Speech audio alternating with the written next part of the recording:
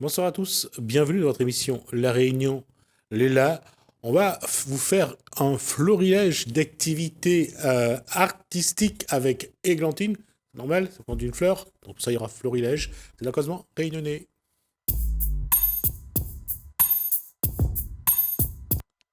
Bonsoir Églantine Vitu. Bonsoir, merci de me recevoir. Alors, on va d'abord juste vous présenter un petit peu sur ce côté artistique que vous avez. Alors, quelles sont les activités que vous aimez Alors, je fais plusieurs choses.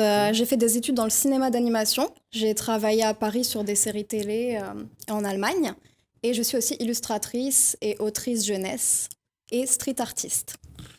Qu'est-ce qui a amené Églantine Vitu à autant aimer cet aspect artistique des choses? C'est né pendant mon enfance. Ça a toujours été une évidence. J'ai toujours adoré dessiner. Peut-être parce que j'étais un peu introvertie, donc c'était une bonne activité pour m'exprimer. Et puis maintenant, grâce au street art, j'arrive à un peu plus m'ouvrir au monde extérieur. Donc. Alors, d'abord, on va parler de ce que vous êtes venu, le produit que vous êtes venu. Est-ce que vous pouvez montrer à la caméra qui est de ce côté-là, voir un petit peu donc. Alors, lever un petit peu. Ah. Non, non, ici, toujours ici. Alors, matcha, c'est quoi? Alors, Matcha et la C'est bon? forêt d'origami. Hmm. C'est bon, vous pouvez poser. Ah, ok.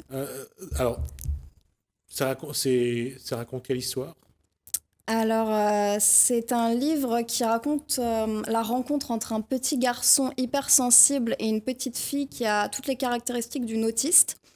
Donc, ils ont tous les deux pour point commun d'avoir vraiment du mal à s'exprimer, à avoir du mal à s'intégrer à l'école. La, la communication passe par cette capacité à donner des formes à du papier.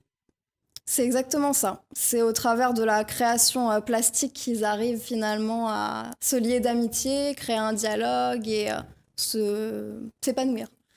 Alors, je vais faire quelque chose qui va peut-être pas vous plaire, c'est-à-dire que vous avez eu besoin de vous exprimer en tant qu'artiste pour pouvoir dire ce que vous êtes, montrer qui vous êtes.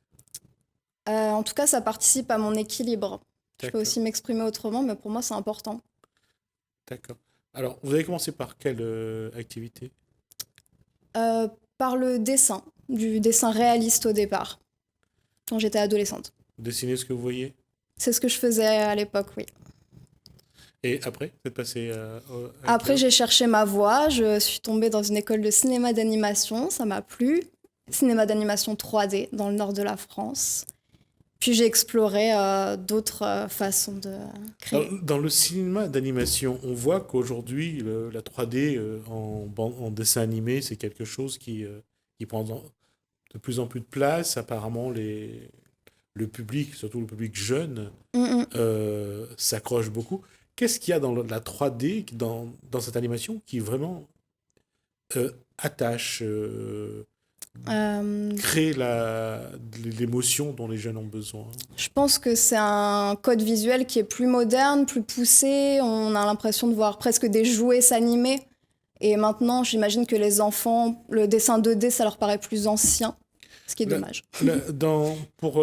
que ce soit pour l'adulte, hein, ou là c'est plus pour l'enfant, on parle, donner vie à j'allais dire, à des choses inertes, c'est la 3D à renforcer cette capacité que l'image donne vie à ce qu'il veut, quoi. C'est sûr qu'avec la 3D, on peut aller très très loin techniquement. Après, ça a toujours existé au travers de l'animation 2D, stop motion. C'est un procédé très ancien.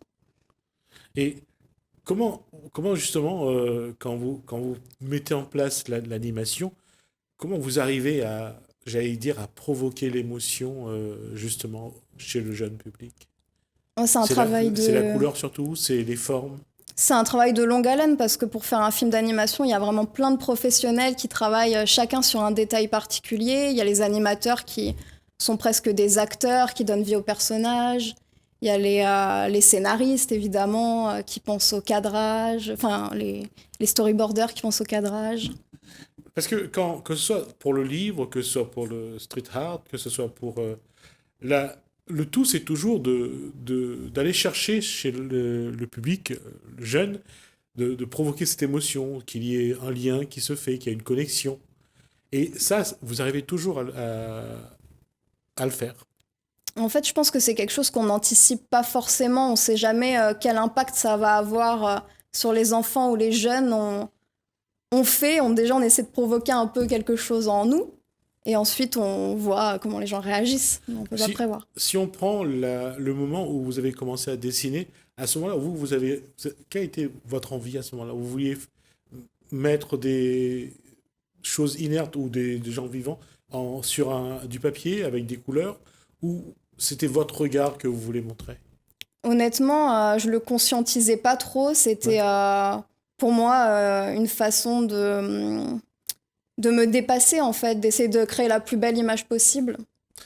Parce que passer d'une image dessinée à des images qui bougent sur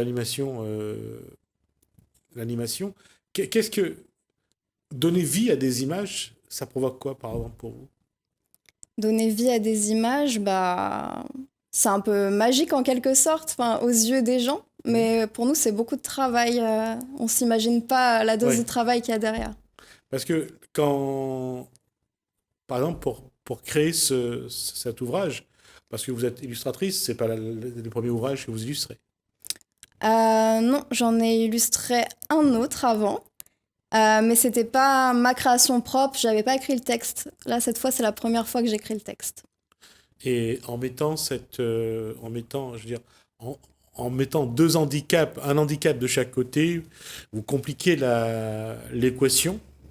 Et il faut malgré tout trouver le chemin de la communication, de la connexion, faire que ces deux personnes qui portent ce handicap puissent échanger, communiquer. C'est un travail qui demande vraiment une réflexion. Après, je qualifierais pas ça comme des handicaps, parce que déjà, je suis pas spécialiste de l'autisme. Elle a des caractéristiques d'une enfant autiste. Ouais. Et le petit garçon hypersensible, lui, pareil, ça n'a rien d'une maladie, mais je trouvais ça intéressant de représenter un petit garçon en train de pleurer sans que ce soit perçu comme quelque chose de honteux. C'est quelque chose qu'on voit rarement, je pense, et je trouve ça important.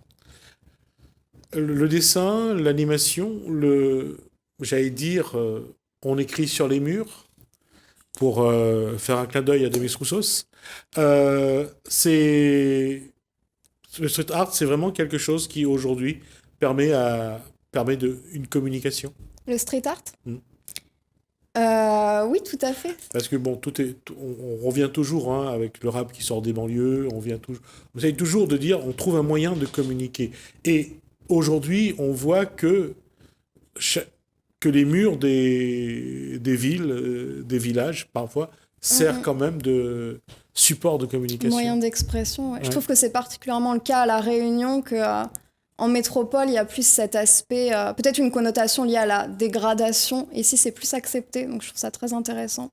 Les gens sont plus réceptifs à l'art de rue, j'ai l'impression.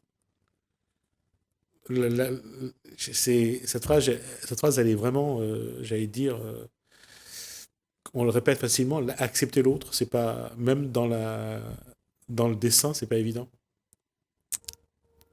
Oui. Parce que quand vous dites que c'est plus facile de l'accepter à La Réunion qu'ailleurs. Ailleurs, on accepte moins.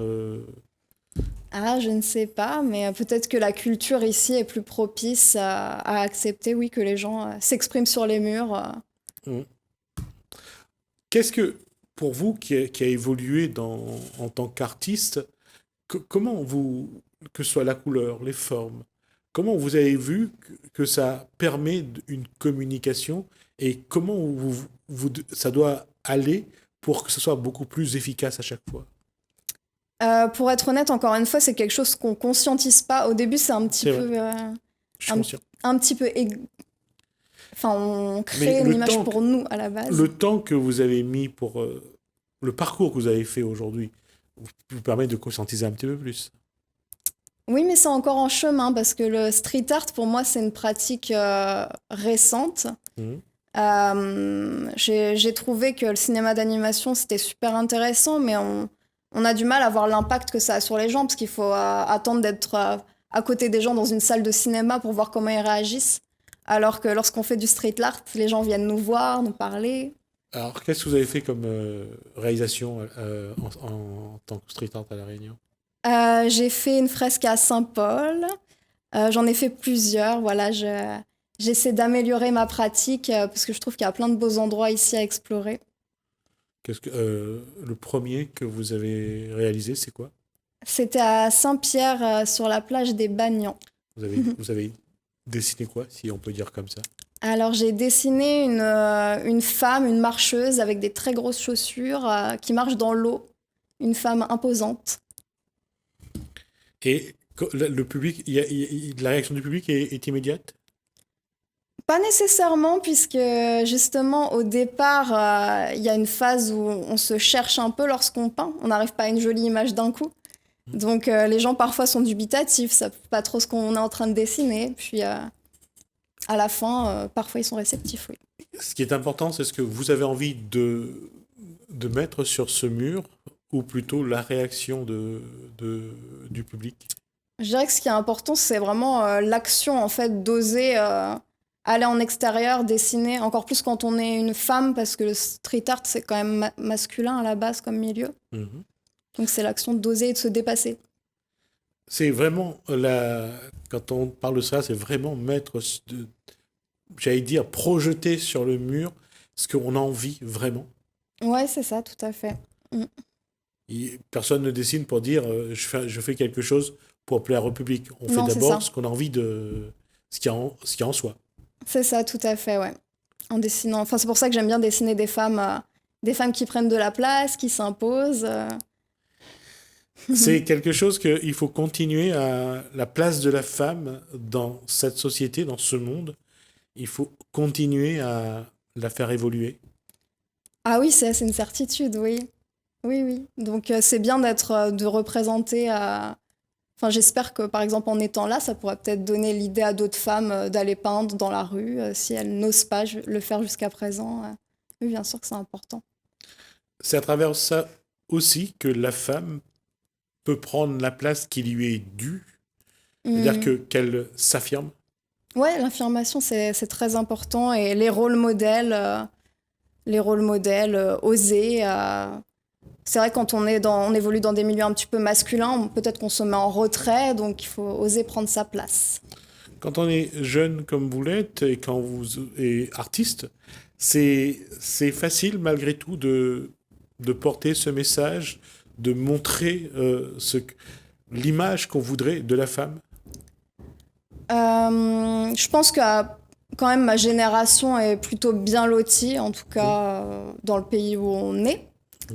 On n'a pas trop à se plaindre, mais non, c'est pas toujours facile. Enfin, surtout dans les métiers un petit peu techniques, de l'animation, du jeu vidéo, qui sont initialement masculins, c'est pas toujours facile, mais les choses évoluent bien. La- Et encore à chaque fois, on essaye de comparer, quand on essaye de comparer la façon de penser de l'homme ou de la femme, on commet l'erreur d'abord de le comparer et on essaye de voir si c'est complémentaire ou pas. La femme est ce qu'elle est, l'homme est ce qu'il est, et comment justement travailler ensemble, comment faire que ces deux êtres, qui sont un seul d'ailleurs, peuvent cheminer de manière, je dirais, dans le respect, dans chacun à sa place et en complémentarité. Alors moi, j'ai pas forcément la solution, mais déjà, peut-être arrêter de considérer qu'on est si différent simplifierait les choses, de mon point de vue.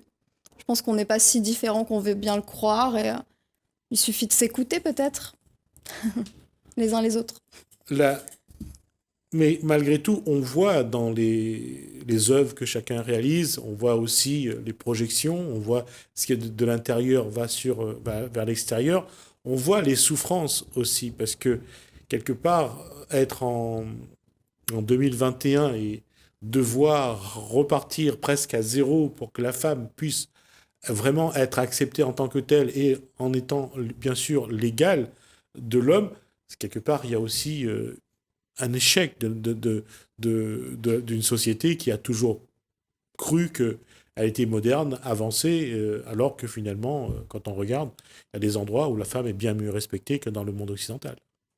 Ah, vous le pensez? Totalement, oui. Dans quel pays? Ben, je vais prendre cet endroit d'Amérique du Sud où la femme a droit à la polyandrie D'accord. et que l'enfant qui naît est élevé D'accord. par les trois personnes et qu'il n'y avait pas de, il y a pas de, je veux dire, le regard sur la société, pour moi, il y a rien à dire. C'est un choix et Mhm. que Après, oui, ce sont des sociétés qui fonctionnent différemment. Je ne sais pas s'il y a totalement, parce que une façon de fonctionner qui est mieux qu'une autre. c'est pas une société moderne. C'est dans un village, c'est des gens qui sont encore en pagne, qui vivent dans des huttes. Mm, C'est mm, pour mm. ça que je dis que il y en a partout dans le monde. Mais dans la société, on est libre, soi-disant, mais malgré tout, qu'est-ce qu'on s'est mis comme fer au pied? Oui, tout à fait, mais en ce qui concerne le combat des femmes, moi, je pense qu'il y a des beaux progrès, donc je préfère être optimiste et Dans les pays, aujourd'hui, on remet en cause le droit à l'avortement, on c'est remet en vrai. cause le droit de vote. Je trouve que C'est il y a... Et pourtant, ces pays sont en voie de développement, Oui, oui. Et On est aussi en situation de crise, donc c'est vrai que malheureusement les discriminations dans ce genre de période s'accentuent. Mais voilà. et justement, comment l'artiste doit se poser, doit agir pour justement faire réfléchir, parce que c'est là aussi quelque chose qui appartient aux artistes, c'est à partir de de leur production, ça a amené des réflexions, provoqué des réactions, provoqué des échanges, des débats. Mm, mm. Je pense que déjà rien que la représentation, représenter par exemple des personnages qu'on n'a pas l'habitude de voir dans certaines actions, ça peut déjà être important. Déjà, lorsqu'on s'adresse à un public enfant, de peut-être pas trop entrer dans les clichés lorsqu'on écrit un texte ou un scénario, essayer de les inverser un peu, comme dans mon livre avec le petit garçon qui est hypersensible. Justement, quand on a votre âge, quand on est à votre place, est-ce que vous commencez à, j'allais dire, à conscientiser des messages, à dire, il faut que je fasse tel message, j'ai envie de passer tel message, il faut que je fasse telle production, il faut que je monte telle chose. Est-ce que vous avez commencé à vous mettre dans la peau de quelqu'un qui veut essayer de faire bouger les choses? Après, je me considère pas comme militante, mais j'essaie de faire passer des messages discrets sans forcément que ce soit le sujet premier. Par exemple, là, c'est une petite fille dans mon livre qui découvre une forêt un peu enchanteresse d'origami, mais malgré tout, elle prend un peu le rôle d'aventurière quand le petit garçon, lui, est plus sensible. Bah, que ce soit l'oiseau bleu, que ce soit Alice au pays des merveilles, il y a toujours une quête de quelque chose. Et je fais référence souvent à ce livre de Paul Coelho, Le chimiste. On est dans des parcours initiatiques, on est à la recherche de quelque chose. Églantine Litus est à la recherche de quoi? C'est une excellente question. Et j'attends la réponse. Oui, c'est compliqué d'y répondre. C'est pas encore Juste, défini. c'est pas défini, mais Ouais. déjà être libre de créer et de faire mon métier et de m'exprimer, c'est très beau. Et donc, si ça va dans ce sens, je pense que tout ira bien. Et l'important, c'est pas l'arrivée, c'est la quête, C'est pas la destination, mais c'est le le chemin. chemin, voilà. Euh, Après ça, qu'est-ce qu'il va y avoir? Après Matcha, qu'est-ce qu'il y aura comme autre production? Est-ce qu'il y a déjà un autre ouvrage sur... Je vous avoue que non, pour le moment, je n'ai pas encore commencé à écrire un autre ouvrage. Voilà, j'ai envie de progresser en peinture, etc., de faire du street art, de l'illustration, de toucher à tout, d'expérimenter en fait. C'est ça qui est important pour moi. Et cette expérimentation, est-ce qu'elle a déjà un objectif ou c'est toujours faire ce que l'envie incite et se tenir à ça pour l'instant? C'est ça, trouver une manière équilibrée d'articuler tous les projets qui m'animent. Et pour moi, ce que je préfère. Où est-ce qu'on peut trouver votre ouvrage et où est-ce qu'on peut vous rencontrer si il y a des gens qui souhaitent vous rencontrer? Alors, il est possible de commander Matcha et la forêt d'origami dans toutes les librairies, ou alors sur le site de mon éditeur qui s'appelle Papitou. Donc Matcha et la forêt d'origami, édition Papitou. Et pour me retrouver, vous pouvez vous connecter sur Instagram, eglantine.illustration, ou pour le street art, opal-street art. Et je suis aussi sur Facebook. D'accord, merci Églantine Vitu. Donc je rappelle Merci donc que vous avez donc exposé, enfin vous étiez donc à l'événement livre qui s'appelait encore la Réunion des livres, hein, C'est ça. de Philippe Vallée, et que donc vous avez donc pu montrer Matcha. Merci Je vous remercie. pour d'être venu jusqu'à nous. Et on attend les autres productions. Merci donc à Églantine Vitu pour cet échange et pour ce livre. Nous, on marque une pause, on se retrouve juste après.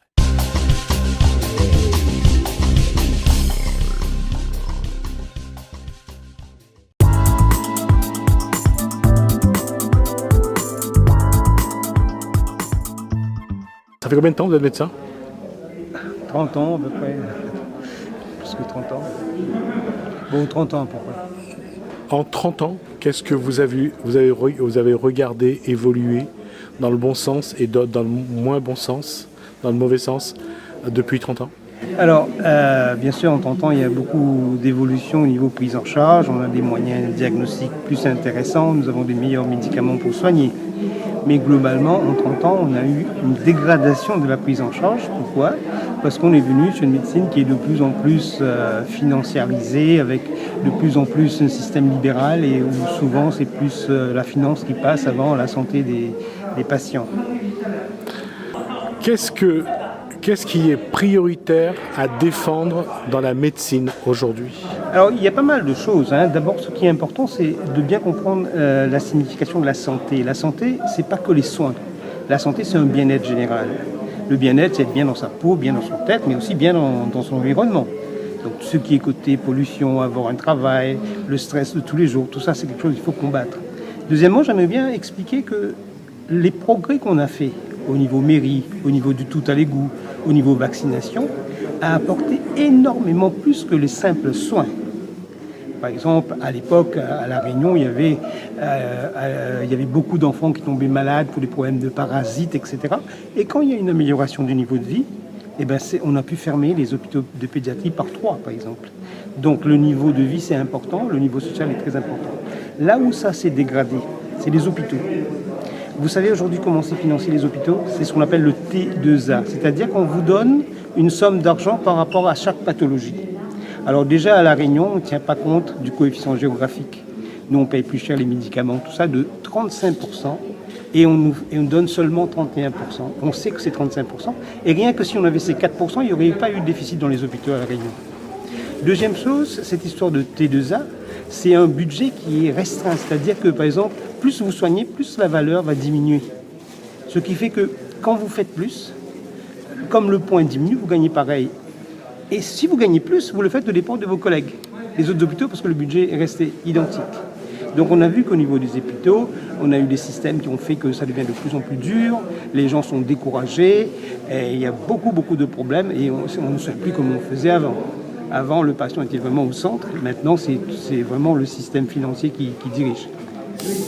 Dans un contexte sanitaire exceptionnel, comment le patient, comment la population doit-elle se préparer pour défendre ses soins, pour pouvoir avoir des soins de qualité ? Donc, pendant la crise Covid, les gens se sont bien rendus compte de l'importance d'avoir un hôpital public digne de ce nom. On s'est rendu compte pour la première fois à quel point il manquait de place, il manquait du personnel. Malheureusement, après la première vague, on a continué à diminuer le nombre de lits. Rien n'a été fait pour augmenter le nombre de places de réanimation. Le nombre de médecins, on n'a pas arrêté de diminuer le nombre de médecins à travers le numerus clausus. Donc, on a vraiment assisté à une dégradation probablement voulue du système hospitalier public.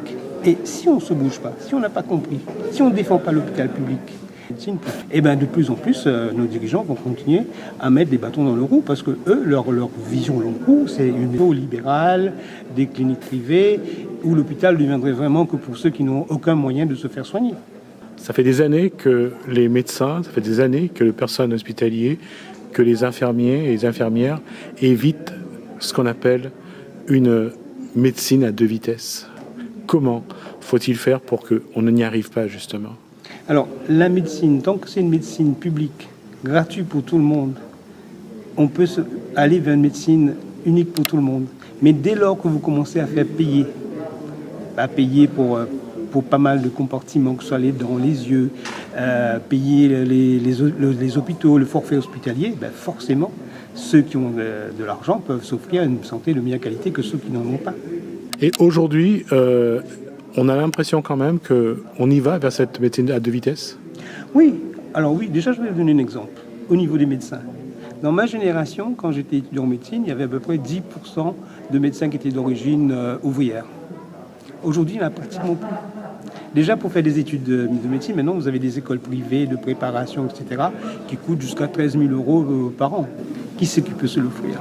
Comment les jeunes doivent-ils manifester, doivent-ils se battre justement pour préserver cette égalité, ne serait-ce que dans la formation, mais aussi dans les soins après? Alors, pour moi, c'est évident que c'est seulement quand on bouge qu'on obtient des résultats. C'est vrai que si on se fait rien, on dit rien, tout doucement, on a vu que la machine contre l'hôpital public, à quel point ils ont pu le casser régulièrement, mais constamment, chaque fois en enlevant des droits.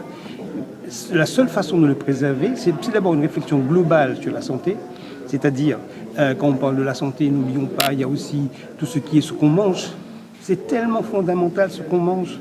Aujourd'hui, on prend une pathologie comme le diabète. Le diabète, il n'y avait quasiment pas à La Réunion il y a 100 ans.